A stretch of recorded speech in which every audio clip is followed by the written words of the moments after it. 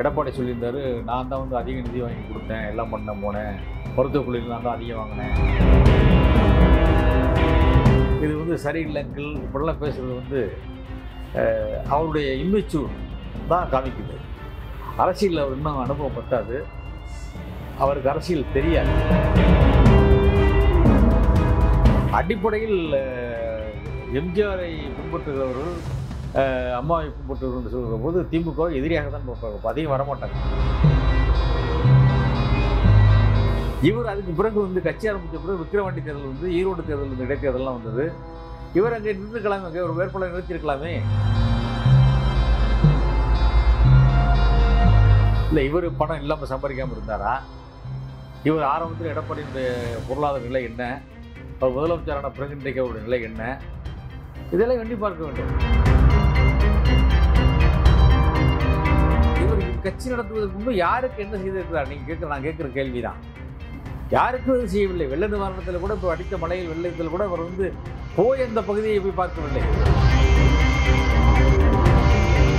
OPS அவர்களையும் பேசுவதற்கு இணைத்து அந்த கூட்டணியில் அனைத்து பேசுவதற்கு நாங்கள் மேலே வலியுறுத்துவோம் என்றும் சொல்லியிருக்கிறார். அவர் முயற்சி செய்து பேசி அதிமுகவை ஒன்றிணைப்போம் என்று சொல்லுகிறார். அவர் ஒருவேளை அப்படி ஒருங்கிணைத்தால், இவர் பேச்சை அவர்கள் கேட்டால் நிச்சயமாக எடப்பாடி கேட்க மாட்டார் என்றுதான் நினைக்கிறேன்.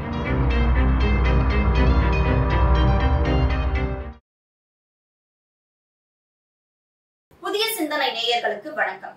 டி நகர் தொகுதியின் முன்னாள் சட்டமன்ற உறுப்பினரும் திமுகவின் இலக்கிய அணி செயலாளருமான VP கலைராஜன் அவர்கள் நம்மோடு இணைந்திருக்கிறார். வணக்கம் சார். மதுரை மாநாட்டுல விஜய் அவர்கள் பேசினாங்க. இந்த மாநாடு நடக்கிறதுக்கு முன்னாடியும் சரி பின்னாடியும் சரி அதிகமான விமர்சனங்கள் முன்வைக்கப்பட்டது. அதுல அவர் பேசினப்ப ஸ்டாலின் அங்கிள் இது ராங் அங்கிள் அப்படின்லாம் பேசியிருந்தார். அது வந்து ஒரு தலைமை பண்புக்கு உரிய பாணியில அவர் பேசல. அதை பத்தி நீங்க என்ன சார் நினைக்கிறீங்க? எல்லாரும் சொல்றாங்க அந்த கூட்டம் வந்து 1.5 லட்சம் பேர் 3 லட்சம் பேர் கூடினாங்க, 4 லட்சம் பேர் கூடினாங்கலாம் சொல்றாங்க. 1.5 லட்சம் நாற்காலிகள் போடப்பட்டதுலாம் சொன்னாங்க. எனக்கு கிடைத்த தகவல் படி அங்கே போடப்பட்ட நாற்காலிகள் முதலில் 43,000 நாற்காலிகளே தான். அப்புறம் வந்து ஒரு 7,000 நாற்காலி சேர்த்து மொத்தம் 50,000 பேர் தான் நாற்காலிகளே போடப்பட்டது. 50,000 பேர் உட்காந்தா பெரிய கூட்டமாக தெரியாது. விக்கிரவாண்டியில் நடைபெற்ற முதல் கூட்டத்திலே அவர் ஏதோ அறியாத பிள்ளை ஏதோ புதிதாக அரசியலுக்கு வந்து எதை பேசுகிறார் என்று நினைத்து நம்ம வந்து யாரும் பெருசாக கண்டுக்கலை. ஆனால் இப்போ மதுரையில் நடந்த கூட்டத்தில் அவர் பேசிய விதமும் அவருடைய பாடி லாங்குவேஜ், அவருடைய போக்கும் நிச்சயமாக மக்களால் வெறுக்கப்படுகிறது. யாரெல்லாம் விஜய் அரசியலில் பெரிய ஆளாக வருவார் என்று சொன்னார்களோ அவர்களே என் காது கூட சொல்கிறார்கள், இதுபோல் வந்து அவர் பேசியதெல்லாம் தவறு, பேசிய முறை தவறு, அரசியலில் எப்படி நடந்து கொள்வது என்பது அவருக்கு தெரியவில்லை என்றெல்லாம் இன்றைக்கு பேசுகிற அளவிற்கு அவருடைய பேச்சு இருக்கிறது. ஒரு முதலமைச்சராக இருக்கிறவர், அரசியலில் எவ்வளவு அனுபவம் உள்ளவர், அவர் மிசாவிலே ஒருவரிடம் சிறைக்கு சென்றவர், மிகப்பெரிய கொடுமைகளை எல்லாம் சந்தித்தவர். ஏதோ கலைஞர் அவர்கள் தன்னுடைய மகன் என்பதற்காக தூக்கிவிடவில்லை, உடனே தூக்கிவிடவில்லை. அவர் அரசியலில் கலைஞர் மகனாக வந்தார் என்று சொல்லி மகனாக நாம் இருக்கலாம், உழைப்பால் உயர்ந்தவர் தான் அவர். அதை யாரும் மறுக்க முடியாது, எதிர்க்கட்சிக்காரர்கள் கூட மறுக்க முடியாது அதை. அப்படி உழைப்பால் உயர்ந்து ஒரு நிலைக்கு வந்தவரை, முதலமைச்சராக வந்திருக்கிறவரை, இன்றைக்கு முதலமைச்சர்களுக்கெல்லாம் முன்னோடி முதல்வராக இருக்கிறார் என்று இந்திய அளவில் பேசப்படுகிறவரை, இன்றைக்கு ஒன்றிய அரசாங்கம் கண்டு அச்சப்படுகிற ஒரு முதலமைச்சராக விளங்கி கொண்டிருக்கிற ஒரு தலைவர் தான் தமிழகத்துடைய முதலமைச்சர் ஸ்டாலின் அவர்கள். அவர்களை வந்து இவர் அங்கிள், இது வந்து சரியில்லை அங்கிள், இப்படிலாம் பேசுகிறது வந்து அவருடைய இம்மெச்சூர் தான் காமிக்குது. அரசியலில் அவர் இன்னும் அனுபவம் பத்தாது, அவருக்கு அரசியல் தெரியாது. இன்னும் சொல்லப்போனால் அவருக்கு தெரியாது. கூட இருக்கிற ஆட்களும் அரசியலில் பெரிய அறிவாற்றல் மிக்கவர்களாக உள்ளவர்கள் அங்கே பக்கத்தில் இல்லை. எனவே அவருக்கு சொல்லிக் கொடுப்பதற்கு சரியான நபர் இல்லை. எவ்வளவு பெரிய ஆளுமை மிக்க பேரறிஞர் அண்ணா அவர்களே 1949 கட்சி ஆரம்பித்து 1967 தான் ஆட்சிக்கு வர முடிந்தது. எம்ஜிஆர் ஆட்சிக்கு வந்தார் என்று சொன்னால் 72 கட்சி ஆரம்பித்தார். 72க்கு பிறகு 73 இடைத்தேர்தல் வந்தது, திண்டுக்கல் இடைத்தேர்தல், பாராளுமன்ற தேர்தல். அப்பொழுது களத்துக்கு போனார். அவர் களத்திலே போய் நின்று வெற்றி பெற்றார், தன்னை ப்ரூவ் பண்ணார். தான் கட்சி இருக்குது, அப்படி தன்னுடைய கட்சியால் வெல்ல முடியுங்கிறத ப்ரூவ் பண்ணார். அதுக்கப்புறம் 77 அவர் கட்சி நடத்தி ஜெயிச்சார், ஆளுங்கட்சியானார்.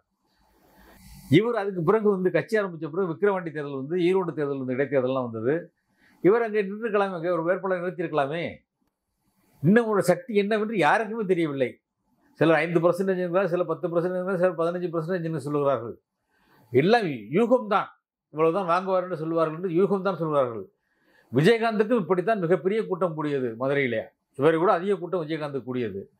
இன்னும் சொல்ல போனால் இவரை விட அதிகமாக செய்தவர் அவர்.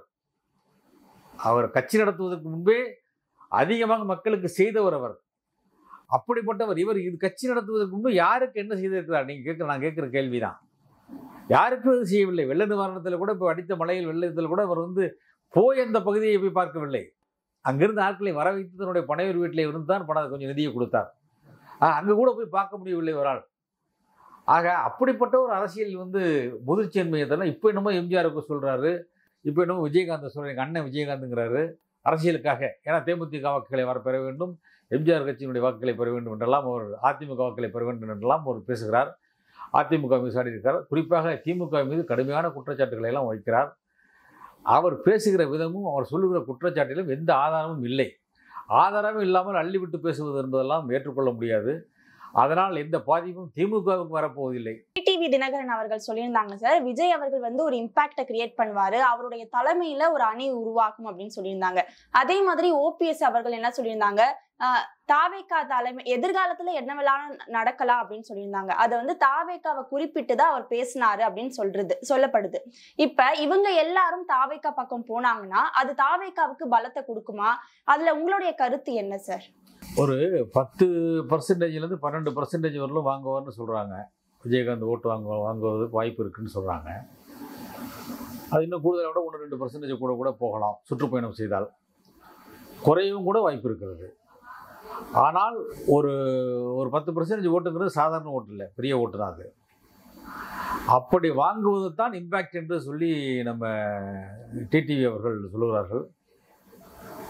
எனக்கு தெரிந்தவரை டிடிவி அவர்கள் அதிமுக, இந்த பாஜக என்டிஏ கூட்டணியில் இருக்கிற அதிமுக பாஜக கூட்டணியை விட்டு வெளியில் வருவார் என்ற நம்பிக்கை எனக்கு இல்லை.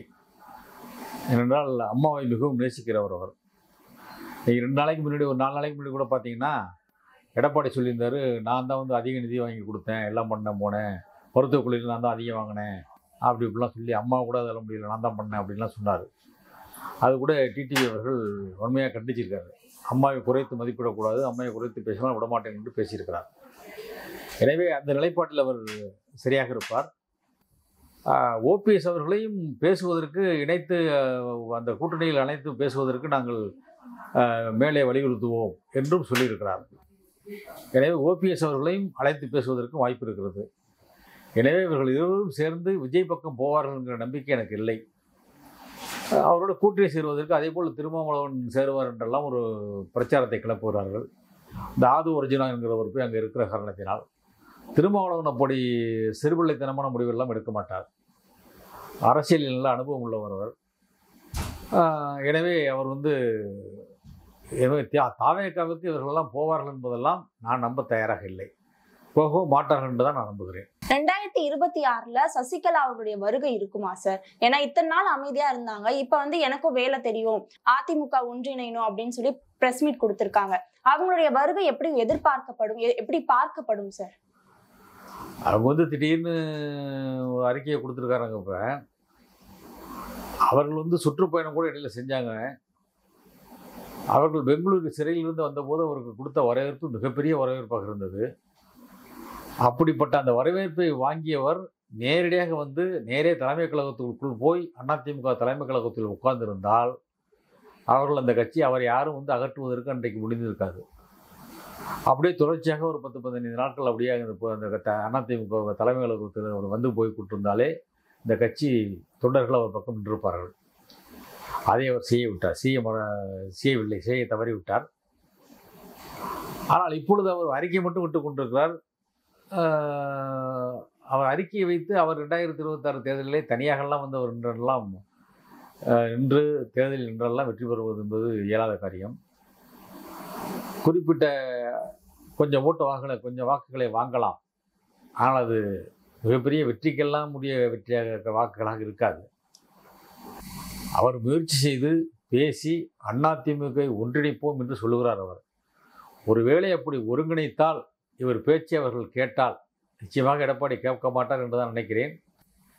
அப்படி கேட்டால் அவர்கள் வேண்டுமானால் தேர்தலில் ஏதாவது சாதிக்கலாம். இல்லை என்றால் அவர் அறிக்கை விடுவதோடு நிறுத்திக் கொள்ள வேண்டியதுதான். அவருக்கு மிகப்பெரிய அரசியலில் மிகப்பெரிய வெற்றி கிடைக்காது. பாஜக இபிஎஸ் அவர்களுடைய மகனை வைத்து சசிகலா கிட்ட பேசினாங்க அப்படின்னு பேசப்படுது சார். அப்படி பேசியிருக்க வாய்ப்பு இருக்கா? நானும் கேள்விப்பட்டேன். அப்படி பேசப்படுகிறது. மிதுன் என்பவர் போய் பார்த்து பேசிக் கொண்டிருக்கிறார் என்றெல்லாம் சொன்னார்கள். உங்களுக்கு தகவல் எனக்கும் வந்தது. பேசுகிறார் என்று சொன்னால் இதில் என்ன பேசுறது? கட்சியில் சேர்றது சேர்க்கலங்கிறது, சேர்க்கலை அப்படிங்கிறதுல என்ன பெரிய பேச்சுவார்த்தை நடத்த வேண்டியிருக்கு? இந்த சொத்துல அவங்க வச்சிருக்க பணத்தில் பணம் கேட்குறாரு, பங்கு கேட்குறாரா? இல்லை இவர் பணம் இல்லாமல் சம்பாதிக்காமல் இருந்தாரா? இவர் ஆரம்பத்தில் எடப்பாடியினுடைய பொருளாதார நிலை என்ன, அவர் முதலமைச்சரான பிறகு இன்றைக்கு அவருடைய நிலை என்ன, இதெல்லாம் எண்ணி பார்க்க வேண்டும். அப்படின்றப்ப பேசுகிறது தான் இது என்னமோ எதுவுமே ஒரு சாதகமான முடிவு இதுவரைக்கும் நடக்கவில்லை என்கிற போது அந்த பேசுகிறார் என்று சொல்வதை கூட நான் பொய்யான தகவலாகத்தான் இருக்கும் என்று நான் நம்புகிறேன். நீங்க சசிகலா அவர்கள் தலைமை கழகத்துக்கு போய் அவங்க அதிமுக டேக் ஓவர் பண்ணிருக்கலாம் அப்படின்ட்டு, ஆனா அது பண்ண முடியாம போனதுக்கு ஏதாவது அழுத்தம் கொடுக்கப்பட்டிருக்குமா? அழுத்தம் கொடுக்கப்பட்டிருக்குமா என்று எனக்கு தெரியவில்லை. அது மாதிரி ஒரு ஆலோசனை அவருக்கு கொடுக்கப்படவில்லை என்று தான் நான் நினைக்கிறேன். அப்படி ஒருவேளை ஆலோசனை வழங்கப்பட்டிருந்தால் அவர் நேரடியாக உள்ளே சென்றிருக்கலாம். அவ்வளவு பெரிய கூட்டம் அது. அந்த கூட்டத்தை வைத்துக்கொண்டு உள்ளே சென்றிருக்கலாம். எடப்பாடிக்கும் ஒரு அச்சம் ஏற்பட்டிருக்கும், மற்றவர்களுக்கும் ஒரு அச்சம் ஏற்பட்டிருக்கும். சரி, இனிமேல் சரியாக இருக்காது, எல்லோரையும் அரவணைத்து பேசுவோம். ஏன்னா அவர் பதவியை தக்க வைத்துக் கொள்ள வேண்டும் எடப்பாடி. எனவே அம்மையார் நேரடியாக உள்ளே வந்து விட்டார், திரும்ப சசிகலா அம்மையார். எனவே அவர்களை இனிமேல் நான் புறக்கணிக்க முடியாது, அவர் அரவணைத்து தான் செல்ல வேண்டும் என்ற நிலைக்கு அவர் ஆளாக்கியிருப்பார். அப்படி ஆளாகி இருந்தால் நிலைமை உண்மையிலே ஒன்றிணைந்து போயிருப்பார்கள். ஆனால் ஒன்று மட்டும் சொல்கிறேன், பாஜக விழுங்க பார்க்குற கட்சி ஒரு கட்சி எது என்று சொன்னால் அதிமுக தான். எப்படியாவது அந்த கட்சியை கைப்பற்றி விட வேண்டும், இந்த கட்சியை விழுங்கி விட வேண்டும் என்று அவர் நினைத்து கொண்டிருக்கிறார்கள். ஆனால் அதிமுக தொண்டர்கள் எப்போதுமே பாருங்கள், இன்னைக்கு கூட பார்த்தீங்கன்னா திமுகவுக்கு அதிமுக தொண்டர்கள் வருவது ரொம்ப ரேர். அதையும் வரமாட்டாங்க. எங்களை பேர் சில பேர் தான் போயிருப்பாங்க. அதாவது திராவிட இயக்கம், திராவிட இயக்க கொள்கை, திராவிட இயக்கம் அழியக்கூடாது அப்படிலாம் நினச்சிக்கிட்டு அதுக்கு சரியான தலைவர் அண்ணன் தளபதி அவர்கள் தான், ஸ்டாலின் அவர்கள் தான் என்று நினைச்சு போனவங்களும் தான் போயிருப்பார்கள் ஒழிய, அடிப்படையில் எம்ஜிஆரை பின்பற்றுகிறவர்கள், அம்மாவை பின்பற்றுகிறவர்கள் என்று சொல்கிற போது திமுகவை எதிரியாக தான் பார்ப்பார்கள். அதையும் வரமாட்டாங்க. அப்படி இருக்கிறப்ப அவங்க பாஜகவை எப்படி ஏற்றுக்குவாங்க? அம்மா சொன்னதை பாஜகவை நான் ஏற்றுக்க மாட்டேன்னு தானே சொன்னாங்க.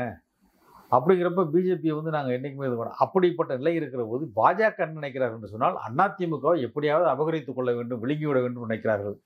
அதைத்தான் நாங்கள் எச்சரிக்கை செய்கிறோம். தமிழ்நாட்டை பொறுத்தவரையிலும் திராவிட கட்சிகள் தான் இருக்க வேண்டும். திமுகவுக்கு போட்டியாக இருக்க வேண்டும் என்று சொன்னால் அதிமுக தான் இருக்க வேண்டும். எனவே நீங்கள் உஷாராக இருங்கள், எச்சரிக்கையாக இருங்கள். நீங்கள் ஒன்று சேர்ந்து வந்தாலும் சரி, நாம் மோதிக்கொள்வோம், நமக்குள் மோதிக்கொள்வோம். அடுத்தவர்களுக்கு வாய்ப்பு தராதீர்கள். அதுதான் எங்களுடைய கோரிக்கை.